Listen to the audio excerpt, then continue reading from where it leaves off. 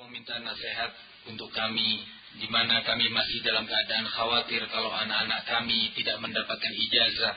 Nah, dan senantiasa kami takut tidak punya skill, anak-anak kita nggak punya skill dalam bidang tertentu.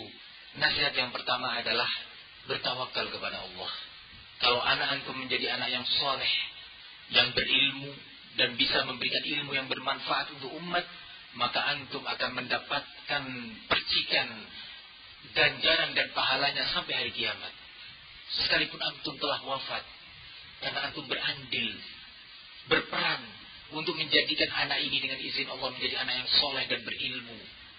Nah, masalah skill, berapa banyak ulama nggak punya skill? Mayoritas ulama nggak punya skill, tapi ya hidup, alhamdulillah. Syekh Abdul Aziz bin Baz punya skill apa? Nggak ada. Tapi hidupnya, dunia beliau injak dengan kakinya. Kalau dihitung gaji, mungkin gaji para menteri dan presiden masih di bawah beliau. Sedekah dan infak yang masuk dari para donatur, para tujar, konglomerat besar untuk beliau banyak sekali. Miliaran kalau dihitung dengan uang rupiah dalam sebulannya. Tapi subhanallah, meninggal dunia dalam keadaan masih meninggalkan hutang. Bajunya banyak yang robek dan dijahit. Nah, kenapa? Karena uang itu nggak pernah netep di rumahnya. Uang yang banyak itu dari donatur, kalau di sini kan paling juragan kebun karet kan gitu. Paling cuma ini, di sana saudagar besar yang cinta kepada Syekh Abdul Aziz bin Baz, senang dan mensodakohkan, meninfakkan. Tadi subhanallah, kemana uang itu? Dikirim ke pondok-pondok pesantren di berbagai negara. Ada seorang datang Syekh bin Baz dari Pakistan, dari Bangladesh, ya Syekh, Ummi sakit, butuh ke rumah sakit, ya Syekh. Beri uang. Nih, 10.000 real. Uang kita 30 juta. Nggak repot-repot. Suatu malam Syekh Abdul Aziz bin Baz sedang sholat malam. Tiba-tiba ada orang masuk ke rumahnya.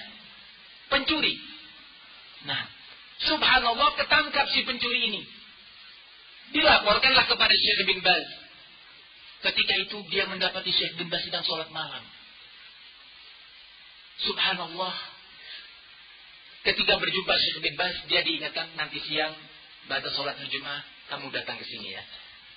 Si pencuri ini tadi. Maka dia datang pada waktu makan siang, diundang, ternyata Syekh banyak undangannya. Orang-orang miskin kumpul dengan semua orang, makan bersama. Selesai makan, banyak antrian. Sini, si pencuri, kenapa kamu mencuri? Syekh, ibu saya sakit. Saya membutuhkan uang untuk operasi ibu saya sebesar 7.000 real Saudi.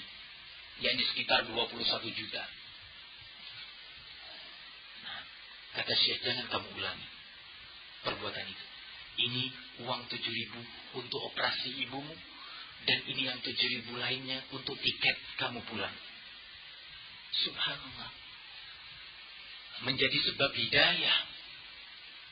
Beliau nggak punya skill apa-apa. Ilmu yang mengangkat derajat beliau. Syekh Muqbil bin Hadi. Apa yang beliau punya skillnya? Beliau berkebun. Dan hasil kebunnya diberikan untuk para talabah. Untuk para murid. Makannya mereka. Ribuan talabah dari penjuru dunia. Belajar dan makan. Kalau kita ngurus 5, 6, 7 anak kita kan. Syekh mengurus ribuan murid. Belajar dan makan di sana. Bahkan yang mutazawijin diberi uang bulanan, tepung bulanan, gandum bulanan. Nggak punya skill apa-apa. Mana yang lebih kaya, Syekh Muqbil atau gubernur? Syekh. Dalam keadaan dunia datang, beliau tidak butuh. Syekh Ibn Utsaimin sama juga ceritanya. Syekhuna Rabi juga demikian. Maka dari itu, jangan kemudian kita bangkit semangat mendidik anak kita di pondok pesantren ketika mendengar para masyayikh seperti ini. Jangan. Nah, jangan sampai niat kita berubah. Saya menyebutkan gini hanya sekedar menjawab syubhat yang mungkin masuk kepada sebagian kita. Anak kita mau jadi apa, Ustaz?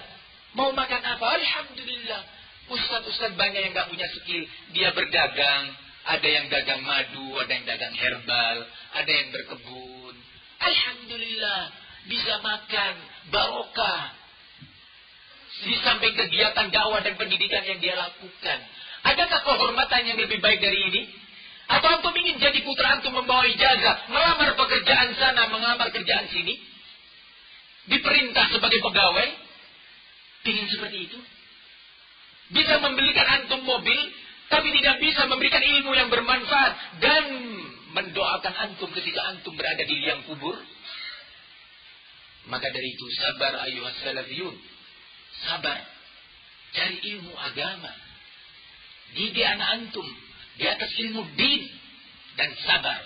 Kita bukan orang pertama, bukan generasi pertama yang dituntut untuk sabar di dalam menjalankan sunnah. Telah berlalu generasi dan orang-orang besar. Yang saya katakan kemarin dari pernyataan Syekh Rabi, bahwa sampai orang-orang kafir pun di Eropa dan Amerika berbangga dengan hasil karya-karya muhaddisin. Mereka simpan, mereka jaga di ruangan yang jauh dari debu. Mereka jaga di dalam ruangan-ruangan berkaca. Sementara para penulisnya sudah wafat. Mereka miskin para penulis itu dulu. Fakir.